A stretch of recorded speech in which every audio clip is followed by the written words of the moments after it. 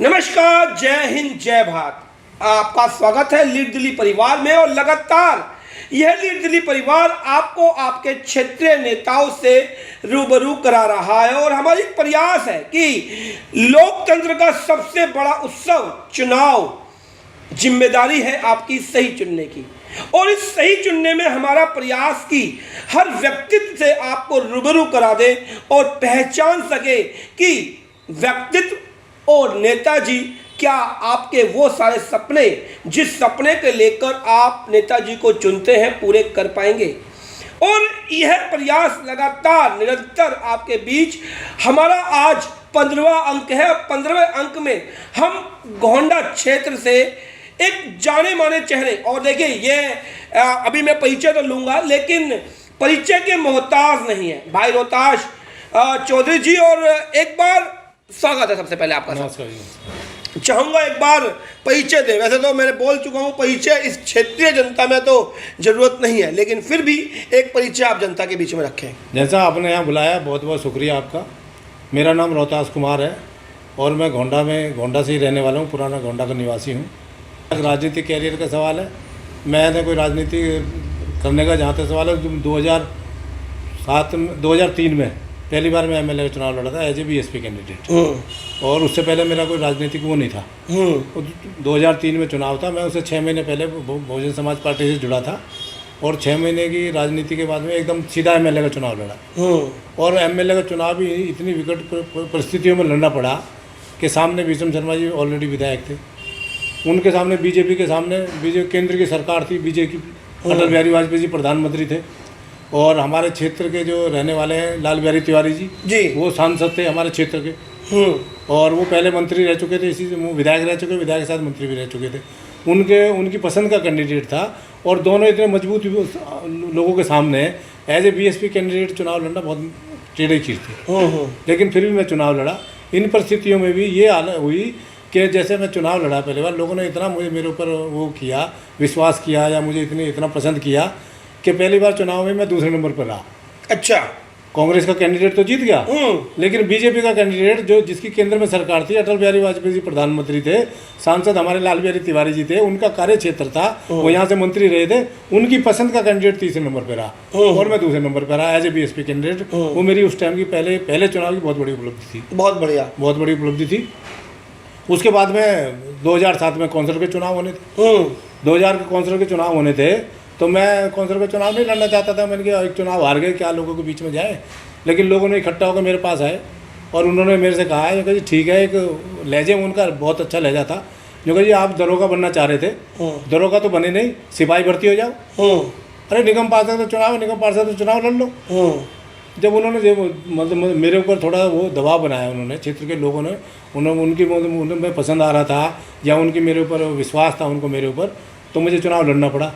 और वो चुनाव में इतनी बढ़िया कामयाबी मिली, एज ए बीएसपी कैंडिडेट लड़ा वो भी। मैं चुनाव जीता। अच्छा। और कांग्रेस मतलब निगम पार्षद का चुनाव 2007 में जीत गए।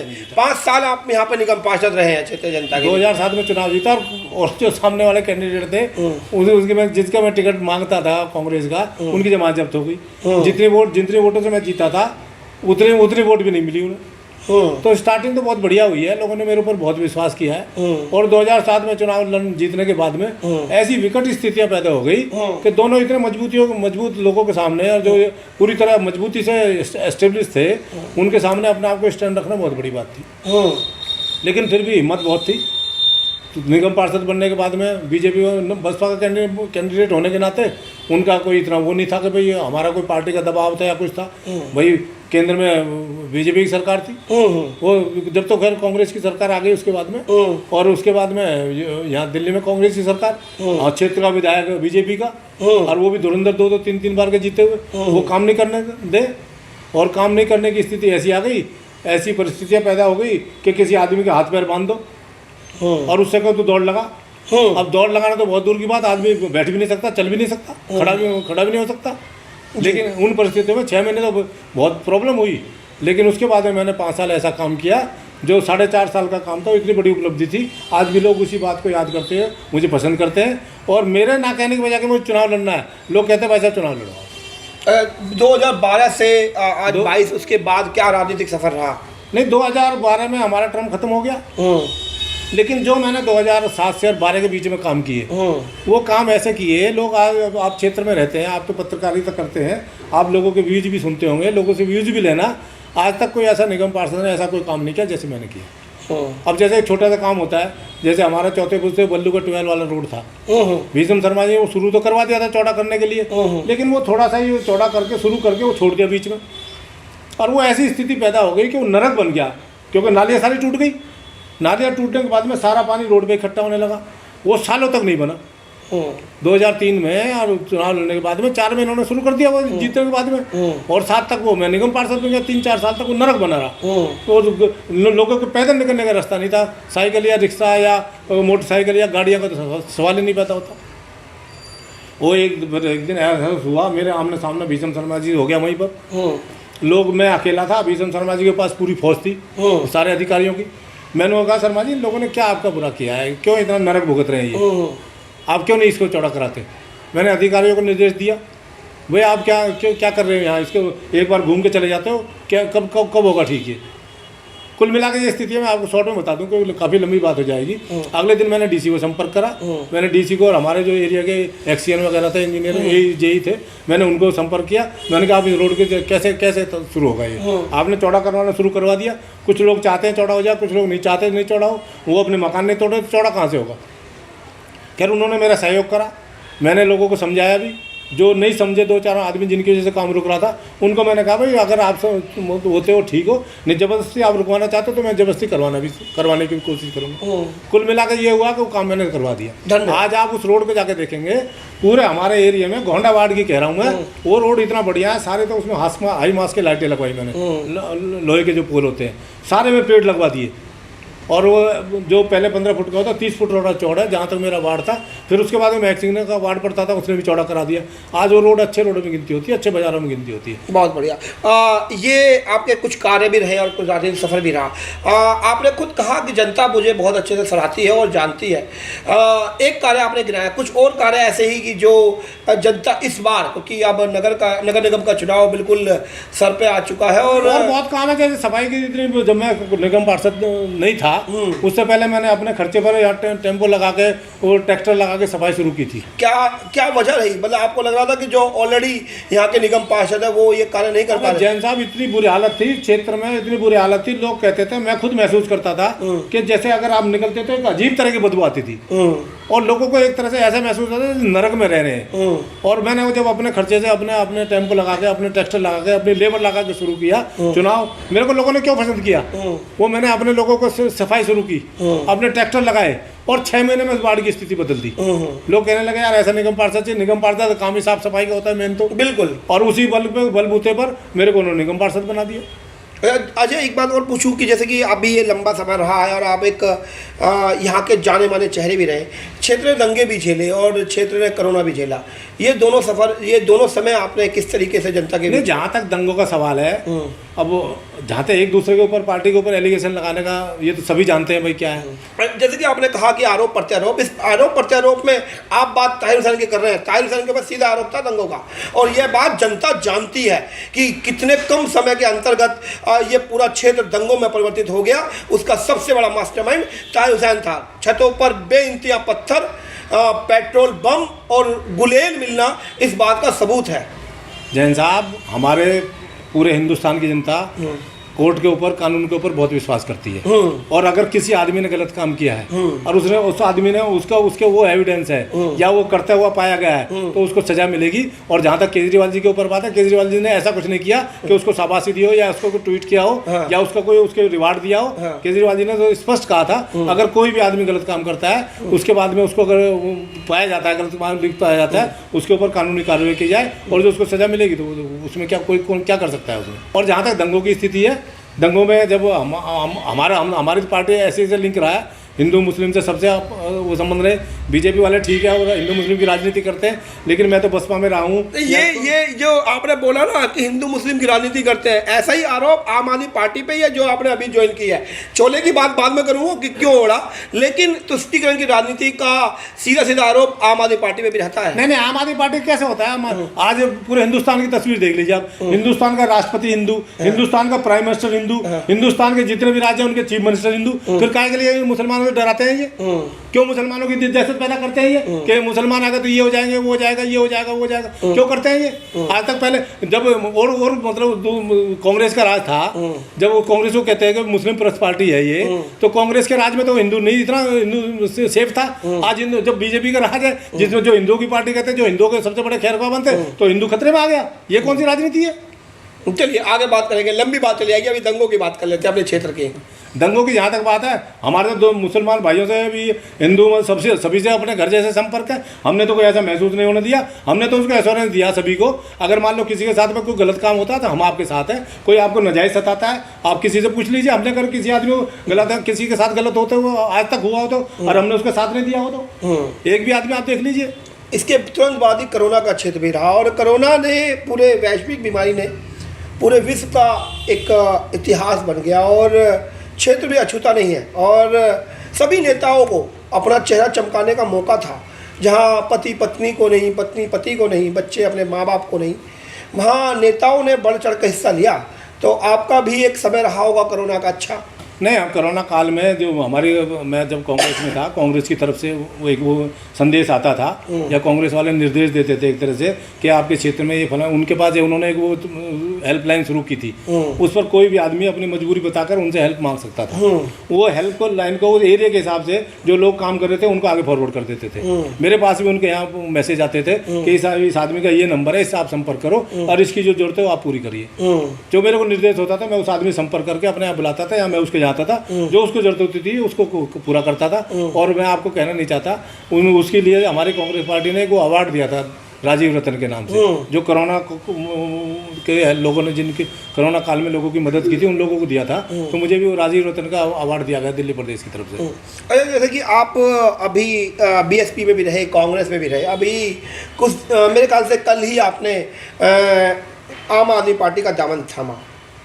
क्या ये वही जैसे नेता होते हैं कि भाई दल बदल बदल तब तक बदल जब तक अपने हाथ में सत्ता का आवेश ना हो जाए?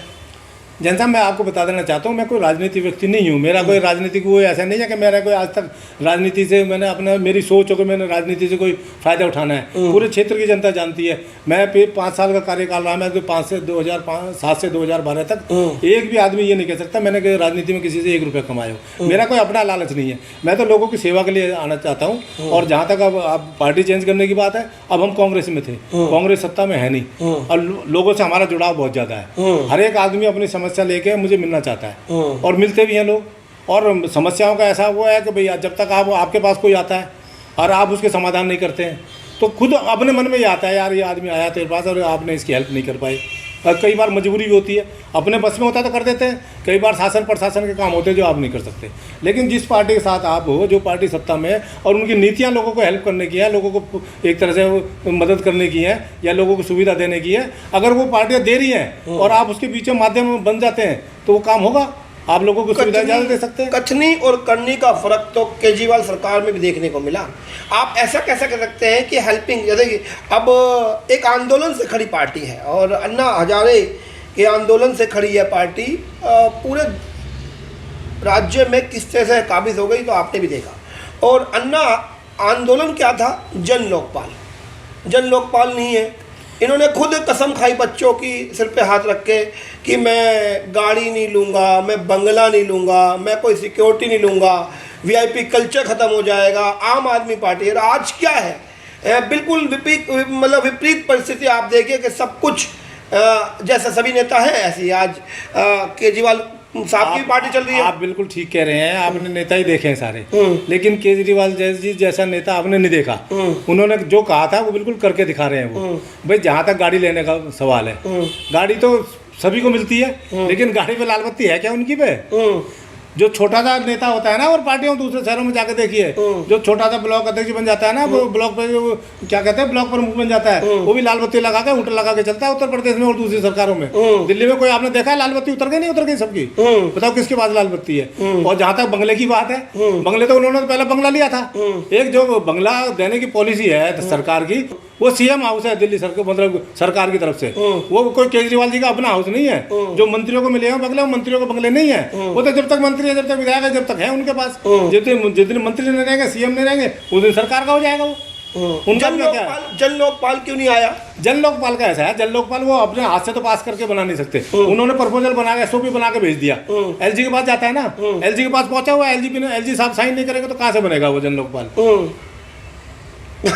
ये आरोप आप भाजपा पर सीधे तौर पर लगा जा रहे हैं कि आप पता कर लो ना, ये अगर मैं झूठ बोल रहा हूँ तो देख लीजिए आप। ये फिर आरोप प्रत्यारोप की बात हो गई कि अब आप LG साहब पे आरोप डाल दीजिए। नहीं, आरोप प्रत्यारोप की बात नहीं है। आप देखिए ना, और दूसरे भी तो हैं। SOP बनाकर घर घर राशन डोर डिलीवरी की वो भेजा हुआ है LG के पास। उसकी परमिशन क्यों नहीं दी? उसकी परमिशन दे दो। नहीं, परमिशन इतना बड़ा शराब की परमिशन दे दी। आप ही शराब की पॉलिसी लाई, घर घर शराब तो पहुंच गई। जैन साहब शराब की पॉलिसी के लिए SOP बना के भेजा ना। LG साहब ने परमिशन दी ना। LG साहब ने परमिशन क्यों दी? LG साहब परमिशन देते तो ये नई पॉलिसी लागू होती। और उसमें परमिशन क्या थी? यही कहते हैं भाई पैसे के लिए, फंड के लिए, या दिल्ली सरकार को पैसा चाहिए इसलिए पॉलिसी चल रही है। तो आपको ये भी, आप तो अच्छी तरह जानते होंगे, जितना इसमें फंड मिलता है तो केंद्र सरकार को भी पैसा जाता है उसमें से। अकेला दिल्ली सरकार के पास नहीं जाता। ये शराब बेचने में भी आप केंद्र सरकार को दोषी ठहराएंगे? नहीं, वो अगर SOP में नहीं LG साहब साइन करते, उन्होंने साइन कर दिया तो ये लागू हो गई, नहीं साइन करते तो नहीं लागू होती। लगातार आरोप प्रत्यारोप तो है ही। और चलिए, ये बात जब भी हमने नेताओं जी से की तो उनका कहना यही है कि LG साहब, अच्छा ये इसको पूर्ण राज्य की बात भी आई। तो एक लंबा समय तो हो चुका है, 7 साल की सरकार हो चुकी है, अभी तक पूर्ण राज्य के लिए कुछ खास नज़र नहीं आया। नहीं, पूर्ण राज्य का जहाँ तक बात है वो तो केंद्र सरकार के अधीन है। वो तो पूर्ण राज्य का दर्जा देने की बात तो जो है, आपने इसकी SOP क्यों नहीं तैयार करके भेजी अभी तक? नहीं, वो SOP अब हालात देख रहे हैं क्या है। इतनी लैग पुलिंग हो रही है, कोई भी काम करता है वो, जैसे मैंने आपको बताया ना 2007 से 2012 तक कोई भी काम करने के लिए किसी से कहो जो तुम्हारा ये काम करना है तुम्हें, तुम उसके लिए कोशिश करते, तुम्हारा हाथ पैर बांध रखे, दौड़ लगाओ जी, कहाँ दौड़ लगाओगे? हर एक गाँव में तो रोड़ा रखता है, हर एक बच्चा जानता है दिल्ली का, जो दिल्ली में रहता है, कि ये केंद्र सरकार ये है जी, डबल इंजन की सरकार कहते हैं। अरे डबल इंजन की सरकार क्या दिल्ली के लिए है क्या? उत्तर प्रदेश के लिए डबल इंजन की सरकार नहीं है? यहाँ की सारी बातें में रोड़ा अटकते हैं आपके। क्षेत्र की जनता जो भाजपा में MCD में लगातार भ्रष्टाचार की बात करती है, उसमें सबसे बड़ा भ्रष्टाचार है AEJ का मकानों से वसूली। जब भी मकान बनते हैं वसूली करने AEJ पहुंच जाते हैं। तो आप इस चीज़ को किस तरह से देखते हैं? जैन साहब, इसमें दो राय नहीं है, भ्रष्टाचार बहुत ही ज़्यादा है। और मैं तो अपनी बात करता हूँ, जब मैं 2007 से 12 तक निगम पार्षद था, आप मेरे वार्ड में एक भी आदमी ये बता दे कि जब मैं 2005 से 12 तक रहा, मैं तो पुलिस वालों को भी शुक्रगुजार हूँ, कॉर्पोरेशन वाले तो, क्योंकि वो तो अधिक बगैर काउंसिलर की मर्जी के आ नहीं सकते, बगैर काउंसिलर की मर्जी कुछ नहीं कर सकते। एक भी आदमी ये कहता है कि मैंने मकान बनाया और AEJ को पैसे दिए हैं तो मैं राजनीति करना छोड़ दूंगा, इतना आपको विश्वास दिलाता हूँ। और तो और आप यकीन नहीं करेंगे, जब कॉर्पोरेशन का मेंबर होने के नाते AEJ तो आ ही नहीं सकते थे, पुलिस वाले भी पैसे मांगने नहीं आते थे, मैं तो उनका बहुत बड़ा शुक्रगुजार था उस टाइम। अच्छा, जैसे आपने अभी आम आदमी पार्टी का दामन थामा, तो विश्वास तो आपको दिला दिया गया होगा कि टिकट इस बार पक्का है। जैन साहब, टिकट की जहाँ तक बात है, देखो मैं अपने कर्म पे विश्वास करता हूँ। और आपने देखा होगा आज ही नहीं, यदि आपने अभी बिल्कुल एन मौके पे पार्टी का दामन थामा तो कहीं तो विश्वास मिला हो, किसी नहीं। बड़े नेता ने तो आपको आश्वासन दिया होगा कि टिकट पक्का है। आपने अभी आज भी अखबार देखा होगा आम आदमी पार्टी का, उन्होंने अभी जो कैंडिडेट है उनका सिलेक्शन करना है, और बाकायदा उन्होंने ऑलरेडी 3-4 सर्वे पहले करा चुके हैं वो। और अभी उस आज के अखबार के माध्यम से आपको बोल रहा हूँ, आज भी उन्होंने ये कहा है कि एक नया सर्वे लाएंगे वो, और सर्वे के बाद में जो आदमी इस लायक होगा, विनिंग पोजीशन में होगा, उसको ही टिकट दिया जाएगा। अगर सर्वे में तो आपकी दावेदारी तो भारी पड़ेगी ना। दावेदारी जहाँ तक सवाल है, दावेदारी तो क्षेत्र के लोग मुझे अगर टिकट दिलाएगा तो मेरी मर्जी से टिकट नहीं मिलेगा, वो क्षेत्र के लोगों की मर्जी से टिकट मिलेगा। अगर क्षेत्र के लोगों की पसंद मैं हुआ और वो कहेंगे भाई ये आदमी जीतने लायक है, जीतेगा, तो वो टिकट देंगे। अदरवाइज नहीं जीतने की स्थिति में तो मुझे टिकट देंगे वो। चलिए, अब मैं मान लेता हूँ, क्योंकि जिस तरीके से आप पार्टी में एंट्री किए हैं तो ये तो पैराशूट एंट्री है, और पैराशूटों को अधिकतर कामयाबी मिली है, तो कामयाबी टिकट तो आपको मिल रहा है, यदि मुझे मैं जो अभी सुन पा रहा हूँ या समझ पा रहा हूँ। तो यदि आप प्रत्याशी के तौर पर आते हैं, और जैसे आपने खुद बताया कि केजरीवाल सरकार की नीतियाँ जनहित के लिए है, यदि आप जीत कर आ जाते हैं तो जनता को क्या अब इस बार देखने को मिलेगा कुछ नया, कि भाई रोहताश भाई जो पुराने हमारे पार्षद रहे हैं वो दोबारा से जीत कर आते हैं, तो क्या रहेगा जनता के लिए? मैं आपको विश्वास दिलाता हूँ, 2007 में जब मैं जीता, मैंने आपको पहले ही बताया 2007 से जो 2012 तक का कार्यकाल था, उसमें एक तो मैं नया था, मुझे पता भी नहीं था कैसे होता है क्या होता है। 6 महीने बहुत परेशानी झेलनी पड़ी, लेकिन 4.5 साल इतना बढ़िया काम चला, इतना बढ़िया काम चला, मेरी नीति समझो या मेरी नीयत काम करने की समझो, 4.5 साल लोगों को पसंद आया कि जो मैं काम करता था वो बहुत उनको पसंद आया। और मैं विश्वास दिलाना चाहता हूँ, अगर मैं मौका लगा ना जीत गया तो इस पहले तो हम क्या था, पहले तो विपक्ष में थे, विपक्ष में भी नहीं थे भाई, कांग्रेस विपक्ष में बीजेपी की थी, वो बीजेपी सत्ता में थी, कांग्रेस विपक्ष में थी, बसपा के कैंडिडेट का कोई अहमियत ही नहीं होती थी, उसके ऊपर से उसके विरोध का झेलना, तो आदमी इतना काम नहीं करा पा रहे थे। आज तो ऊपर वाले की मेहरबानी से दिल्ली में केजरीवाल जी की सरकार है, उस पार्टी से हम जुड़े हुए हैं, और उसके बाद में नगर निगम में भी अब बच्चे की जुबान पर है कि नगर निगम में भी परिवर्तन होना है, केजरीवाल जी की सरकार आनी है, और दोनों में जब डबल इंजन चलेगा और डबल इंजन के ड्राइवर हम होंगे तो गाड़ी 100 की स्पीड से दौड़ेगी। जो पहले काम किए ना उससे भी 10 गुना ज़्यादा अच्छे काम। क्या काम देखने को मिलेंगे नए? काम क्या है, तो सफाई में अमूलचूल परिवर्तन किया जाएगा, ये जो कूड़े के ढेर, ये बदबू आती है बिल्कुल साफ हो जाएगी, और उसके बाद में क्षेत्र को हरा भरा किया जाएगा। गावड़ी रोड का मुद्दा है, 20 साल हो गए सुनते सुनते, सारे राजनीतिक नेता आते हैं, गावड़ी रोड चौड़ा नहीं होता, गावड़ी रोड चौड़ा नहीं होता।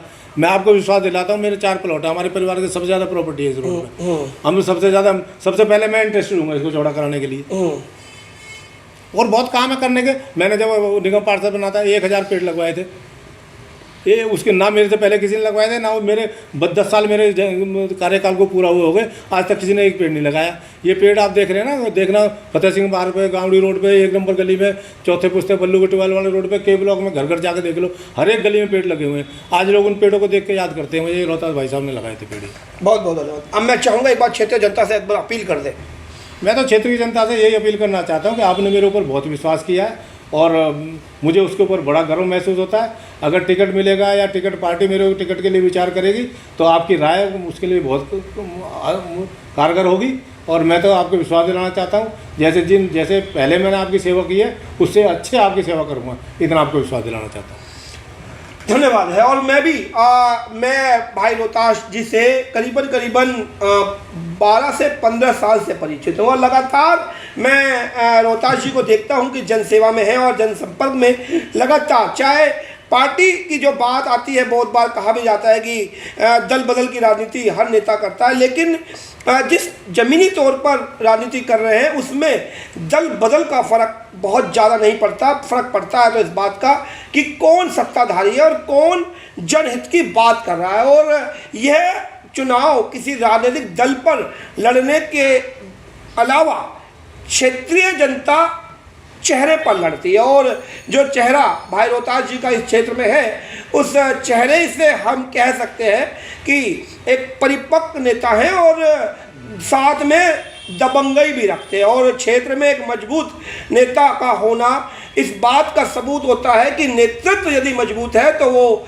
चाहे सत्ता कोई भी हो, चाहे वो पक्ष में बैठे चाहे विपक्ष में, अपना काम कराना जानता है। और यदि जनता ऐसे परिपक्व नेता को कमान देती है तो नेतृत्व मजबूत के साथ क्षेत्र का विकास भी होता है। तो मैं व्यक्तिगत तौर पर अपील करना चाहूँगा कि यदि मेरे सवालों के जवाब से संतुष्टि रखते हैं तो आप एक बार कमेंट बॉक्स में राय दें, लिखें कि इस बार रोहतास भाई इस बार निगम पार्षद के तौर पर यहाँ पर प्रत्याशी बने और जीत हासिल करें। और साथ में यदि आप यह वीडियो बाहर से देख रहे हैं तो गोंडा वार्ड में जो भी लोग आपके जानकार हैं उनको टैग कर यह वीडियो शेयर करें, जिससे क्षेत्र की जनता तक यह बात पहुँच पाए कि रोहतास जी एक अच्छे नेतृत्व की कमान संभाल सकते हैं। विराम देता हूँ। जय हिंद, जय भारत।